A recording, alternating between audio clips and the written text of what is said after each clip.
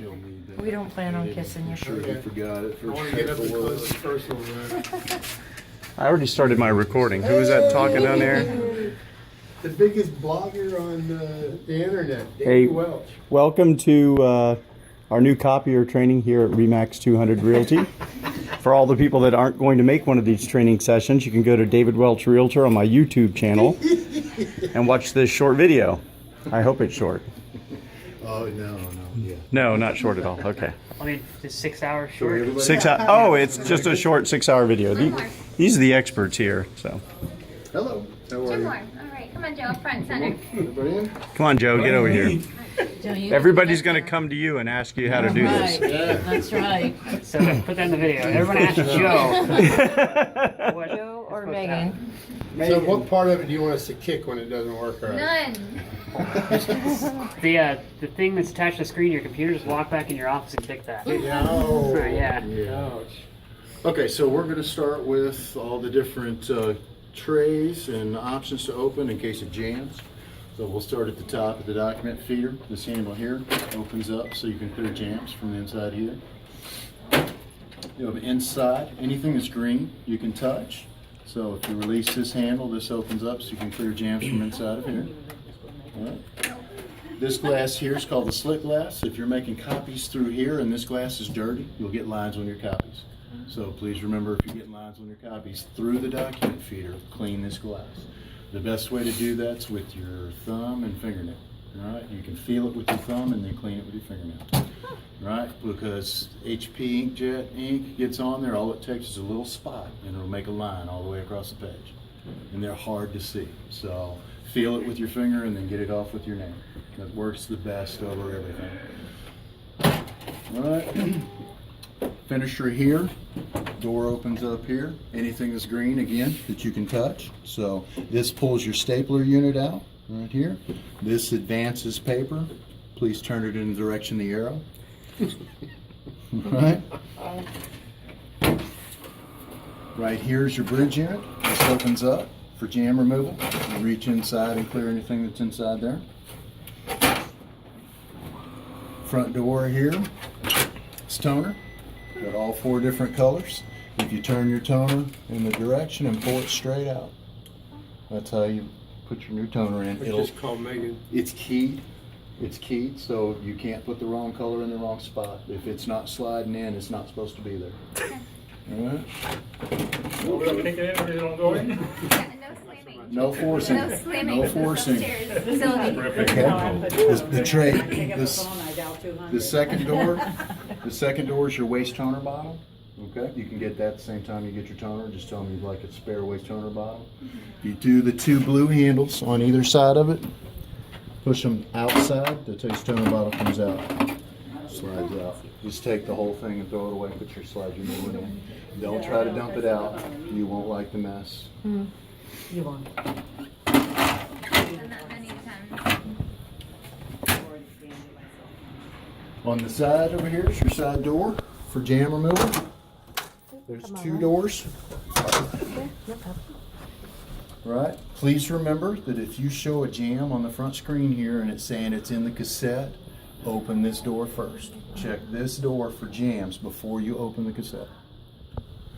Right. Make sure, look closely.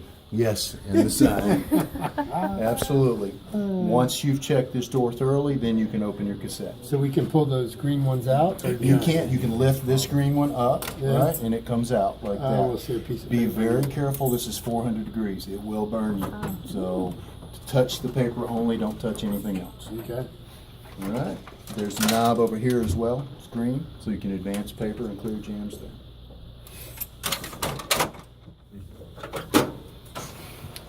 Trays. There are 4. They're self-sensing, so whatever size paper you put in there, once you slide the guides up against the paper, it'll know what size paper's in there. Right? So you squeeze and pull, squeeze and pull, and then put your paper in, close it up, and it'll know what size is in there. Like copier for dummies. There are 4 trays.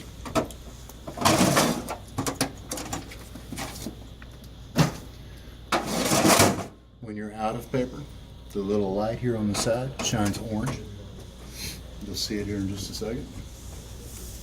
Yay! So if it's solid orange, you're out of paper. What happens is as it uses paper, it'll start blinking orange, and it blinks faster and faster and faster until it's solid. That tells you you're getting lower and lower on paper until it's solid. And then it's totally out. So if it's asking you here to add paper, just look for the orange light, and that's where you're gonna need to put paper in it.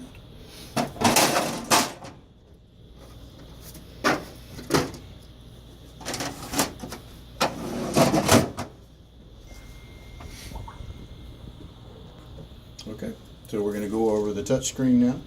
Touchscreen is a lot like your cell phone. Everything is touch on the screen itself. So once you put your code in, Do we have the same codes? you do. Everything that's on the Kai series is on this one. Right. Once you have the codes, and you can move the screen up and down, so you can see it better, depending on how tall you are. You'll come up to your copy screen. This is your basic copy screen. It has most of the one touches you'll use on a regular basis at the bottom of the screen. You choose your color here. You touch that. You can choose whether you want a color copy or a black and white.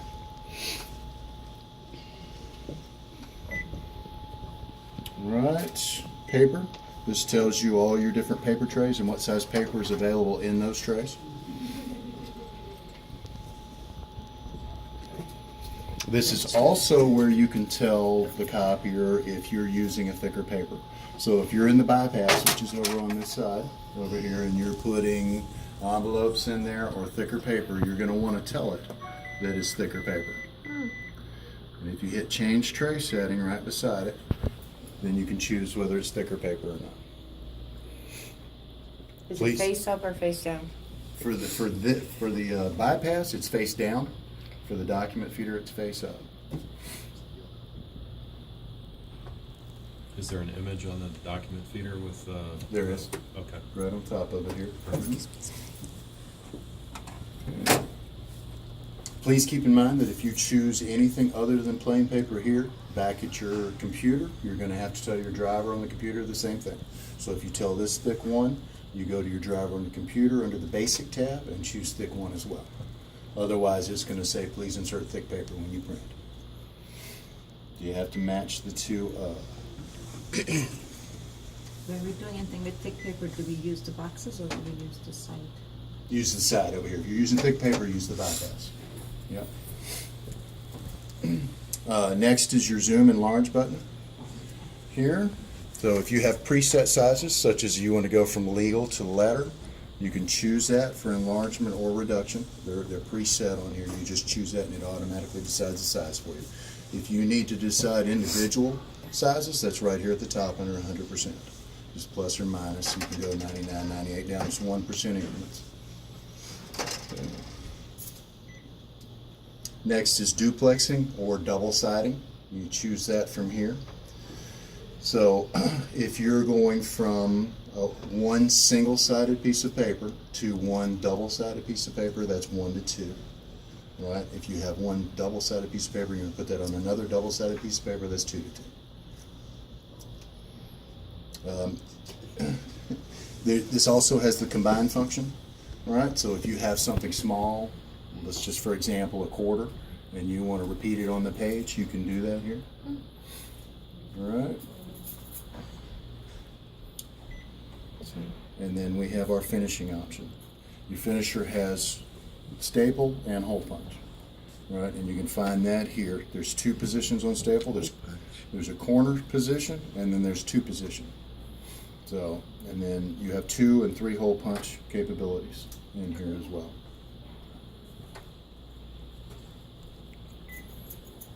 So when you say 2 and 3 hole punch, Mm-hmm. the machine actually will punch the paper That is correct. Mhm. and it won't jam.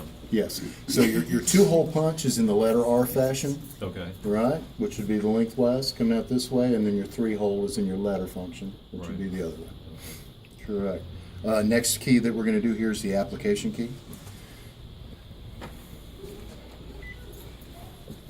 All right, so your application key gives you all those functions that you're probably never going to use, but I'm going to show you anyway here briefly. The biggest one here that I know that you're probably going to use here is the no original settings. What that is, that allows you to do mixed originals. So if you're doing letter and legal packages, you come in here and you choose same width, and you put it through the document feeder. It'll put everything on legal and letter, just whatever size it senses, that's what it'll put it on. So that's how you would do your mixed originals. I know if you're doing packages, typically you use that function. Let me see here. You won't use separate scan for that. Text enhancement.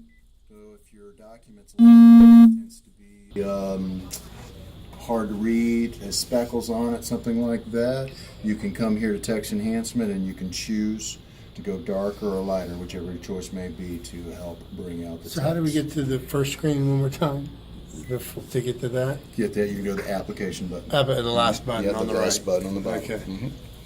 Absolutely. You have a color adjust here. This allows you to adjust each individual color.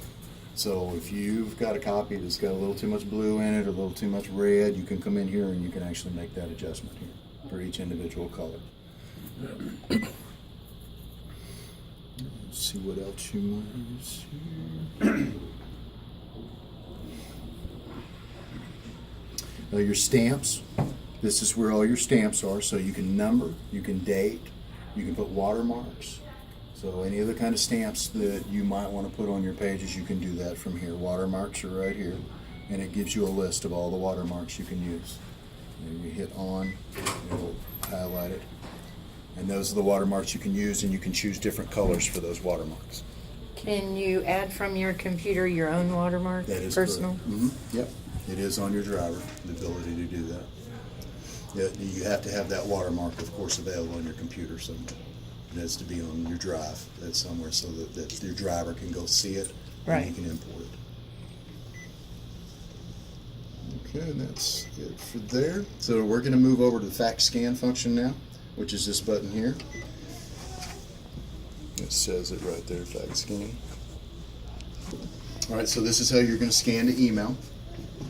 Right, your paperless pipeline button is right here on the front page. If you highlight it, put your paper in and hit start, it'll go straight there. Same for if your email. So if you need to send to you, choose the first letter of your last name, and then you can move the screen right here and find yourself, highlight yourself, and hit start.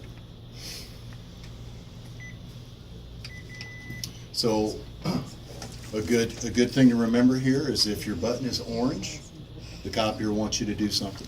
If it's blue, it's ready to go. All right? So if you're programming the copier and you want it to start and you keep hitting start and nothing's happening, see what color it is. If it's orange, it's going to ask you to do something. If it's blue, you're ready to go. All right, so our one-touch buttons at the bottom, this is for scanning only. So this is your one-sided or duplex. It's defaulted to one-sided, but if you have a duplex sheet of paper, you hit duplex and it'll scan both sides for you.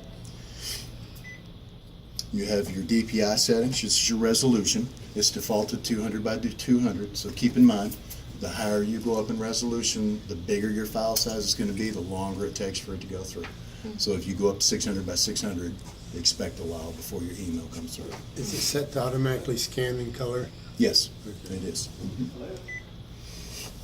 So it's auto color. You can choose auto color or you can go to grayscale. But we don't have to do that, it's already preset. It's already preset for color because that's the best quality and it doesn't cost you anything extra. Okay. Yeah. So you're set here, your file name. This is so that you can name your file. So if you're scanning your email and you want to go ahead and name the file ahead of time, you can do that here. You just do it under file name here. You can also put a message in here. So does the keyboard So- come up? Yeah, how do you, It does. that- It does. If you hit right there, there's your keyboard. Where'd you hit? See, you can see it here. See the little keyboard there. Oh, okay, yeah. So for each one, you would hit that keyboard, and then you're able to type in a message. to whoever you need to send a message to. So, especially if you're sending to someone that's not in your address book and you want to go ahead and send them a message attached to it, you can do that there. Cool. All right. That brings up a good point here. The next button we're going to hit is direct input. So you hit direct input and you hit email. Then you can put in someone's email that's not in your address book and send them an email. You can just copy yourself on the scan as well if you wanted to. Sure, yeah, By hitting absolutely. your address book and then going right into that. Absolutely, yeah. So you type in theirs here, and then you'd hit OK. And then you go find, you come back out the address book, go find Does it you matter and which one highlight you do first? It doesn't. Okay. Doesn't make a difference.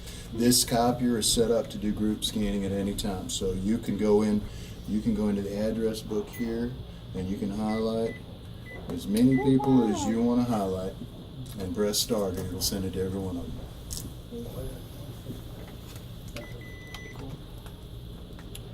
Okay. Now, one thing I do want to show you under applications here that'll work for you if you're doing scans.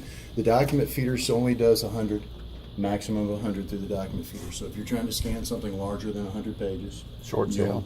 you'll need exactly. You'll need what's called separate scan. Okay, and that's under application. So if you hit the application button here, and you're going to go. Sorry, it's kind of hard to see upside down. It says separate scan right here. We'll highlight separate scan, and then you put your documents in and you start your scanning. Once it's done scanning those 100, it's going to ask you, are you finished? Right, you're going to say no, you're going to put your next 100 up here and you're going to hit start, and it'll scan the next 100 until you're done, and then you hit finish, and it'll send it all as one file. And nobody will ever be able to open it because it's too big of a file. And it won't send, and yes. Absolutely. Keep But in you can mind, do it. yes, Yeah. keep in mind that is limited by what your server can handle. So if your server can only handle 5 gigabytes, in email, it's going to max out on you, and you won't be able to get that email. So that's all limited by the server. And I had a question in an earlier class as well. The copier sends at a certain speed every time. It doesn't. How fast your email gets to you, the copier doesn't decide that. Your server decides that. All the copier decides is how fast it gets to the server itself, and that's pretty quick. Most files, it's pretty fast, within a few seconds. How it gets to your email is decided by your server. It has nothing to do with the copier. So. On the separate scan, if you're scanning, you said put 100 pages in. I'm not going to want to count out 100 pages. If I guess and I only have You're fine. 77, is it going to say, are you done? No. Oh yeah. Once you're done, once the last page is passed through, it'll say, "Are you finished?" Okay. Absolutely, anytime. So yeah, and it doesn't have to be exactly 100, but it needs to be fairly close. And you have a scale on here for the maximum size. Keep in mind that scale is based on. Basic paper. Absolutely, based on brand new paper at this site and so on and so forth. So if you only have 50 pages, but you've used them so many times that your stack's like this big, it's not going to go through.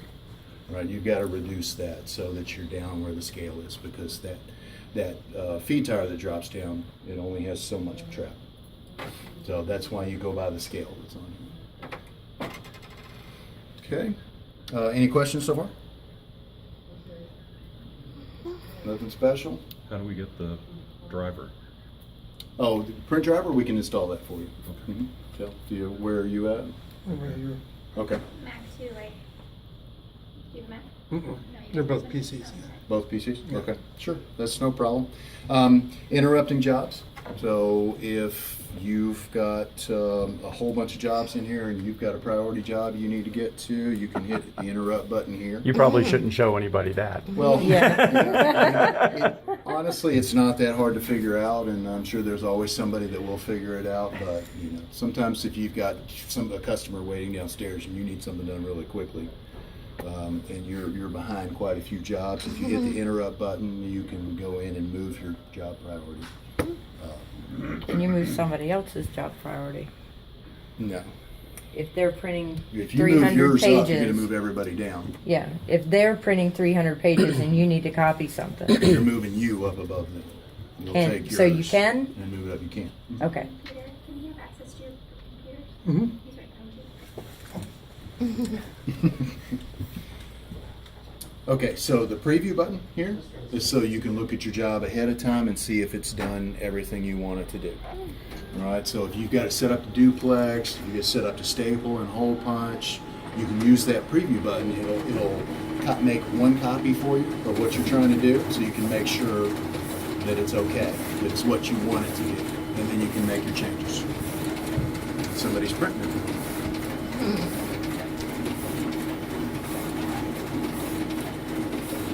So last but not least, this copier keeps your number in it for 1 minute past when you did the job. So if you make a copy, your code is going to stay on the screen for 1 minute, and then it automatically resets. If you've got somebody standing behind you that's looking to make copies, if you hit the access button, and then yes, you reset your code back to this screen right here, and they can put their own code in. So it's best to get in the habit of just, when you're done Signing making, out. if you're making copies, to hit the access button and hit yes, go ahead and sign it. It's always best. 1 minute is not very long, but if you've got somebody standing right behind you, they can definitely come in behind you and use your code. Questions? When's the next training? Tomorrow at 9:30. Tomorrow at 9:30. Or you can access David Welch's, davidwelch.com. David Welch Realtor on YouTube. I will Okay, put this there up you on my go. channel. So I missed. Does everybody